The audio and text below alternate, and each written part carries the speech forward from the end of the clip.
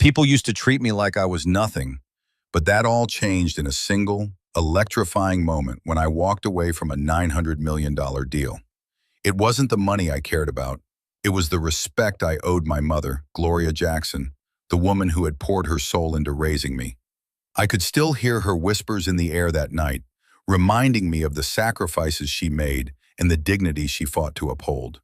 As the CEO of Arcadia Tech, I had always envisioned a future where our hard work would shine under the spotlight of success.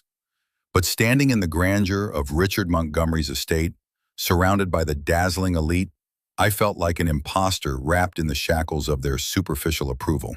I had brought my mother as my date, a humble attempt to share this victory with the one who deserved it most.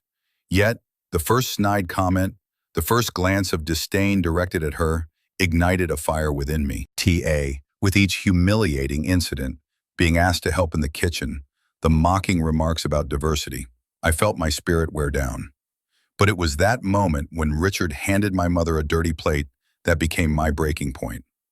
Torn between opportunity and dignity, I felt her silent strength urging me to protect our legacy. In that fateful meeting where he attempted to throw money at me as a solution, I found my voice. No deal, I declared. The ensuing chaos reignited my passion for our business, pushing me to expose Richard's unethical practices and rise from the ashes of defiance. Now, I stand with renewed strength, knowing that true success comes from honoring our values. It may have cost me a fortune, but what I gained was immeasurable. Respect, integrity, and the unwavering bond with my mother. So what would you choose, wealth or dignity?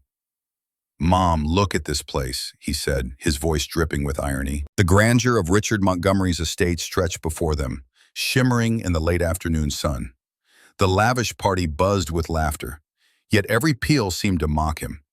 Sweetheart, it's beautiful, Gloria replied, her eyes wide, filled with an innocent wonder that tugged at his heart.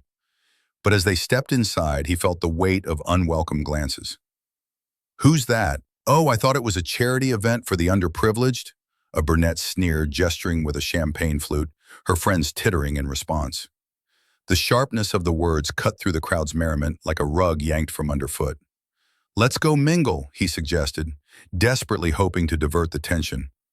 But every moment felt heavier, with Richard's laughter booming as he greeted guests, ignoring them like pests at a feast. Then it happened. Richard sauntered over, a dirty plate in hand, his smile oozing condescension. Gloria, darling, here's a little task for you, he chuckled, flicking the plate toward her. The words came out as a trivial jest, but they hung in the air, suffocating. Mom, we're leaving, he said, heat rising in his chest. I won't let you be treated like this. Please think about the deal, the opportunity, she murmured, a tremor in her voice.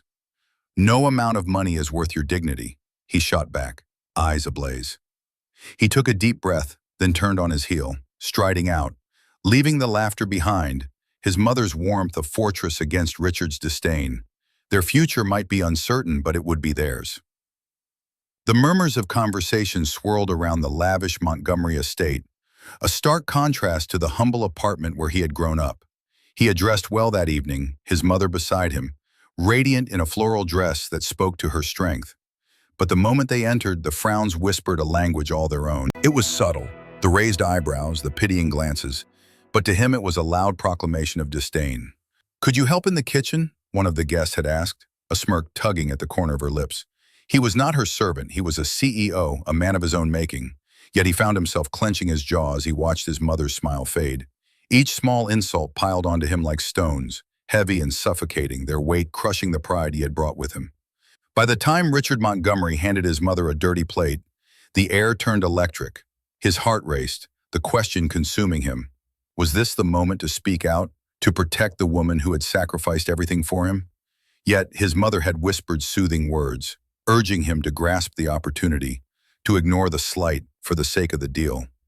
At our future, she had said, but with each word, his frustration simmered, raw and visceral. He couldn't reconcile the fire of ambition with the defiling of her dignity.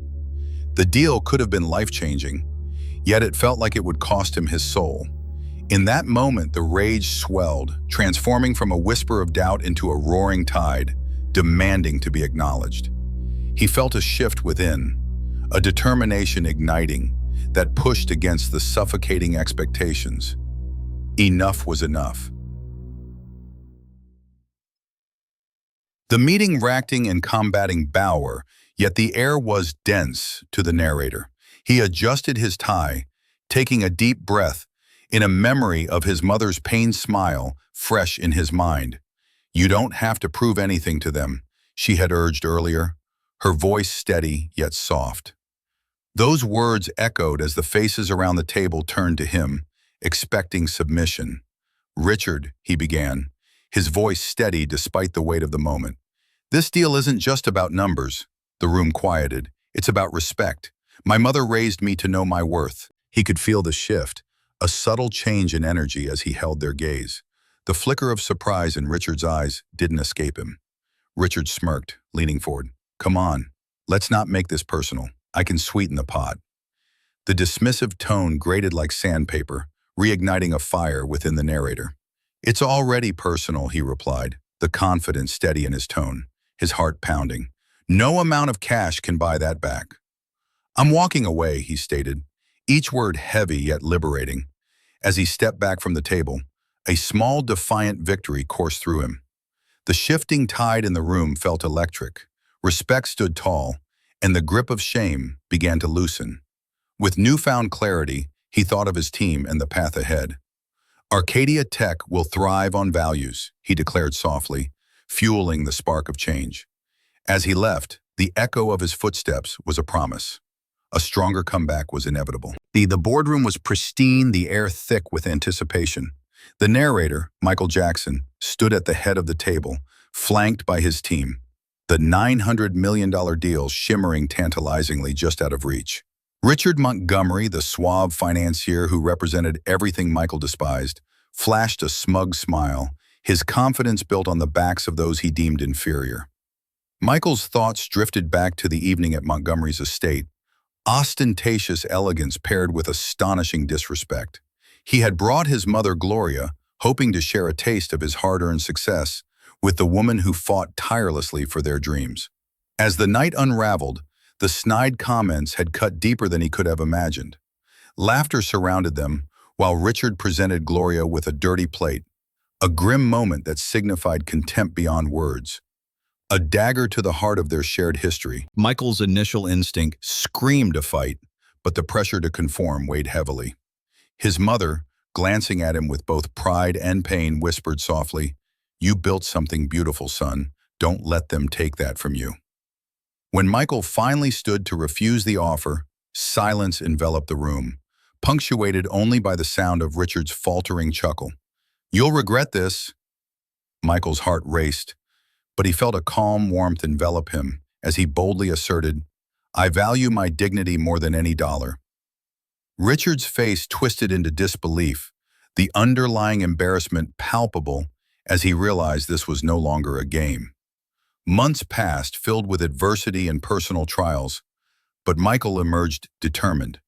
Then came the storm of revelation. His team uncovered Richard's unethical practices, a web of deceit that had placed his company in jeopardy. The news broke like thunder, leaving Richard publicly exposed, his empire crumbling under the weight of betrayal. As Michael watched the fallout from the sidelines, he felt a silent triumph. The contrast between Richard's unraveling and his own steadfast commitment to integrity ignited a fire within him. The satisfaction bubbled up, urging him to embrace the journey ahead, knowing he had chosen the right path, not just for himself but for the legacy of sacrifice his mother had forged. And in that moment, the spectators of his story couldn't help but applaud silently, feeling the vindication ring out like a powerful anthem of justice.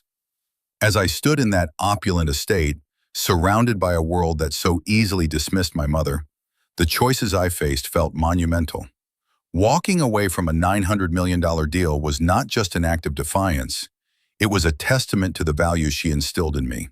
Gloria Jackson sacrificed so much for our family, teaching me that dignity and respect matter more than any financial gain. Reflecting on that night, I realized the strength I found in standing up for her, even when the stakes were impossibly high. It wasn't just about one deal. It was about establishing boundaries and demanding respect in a world that often overlooks it. The challenges that followed taught me resilience, a reminder that success is not measured solely by wealth, but by integrity and loyalty to those who matter.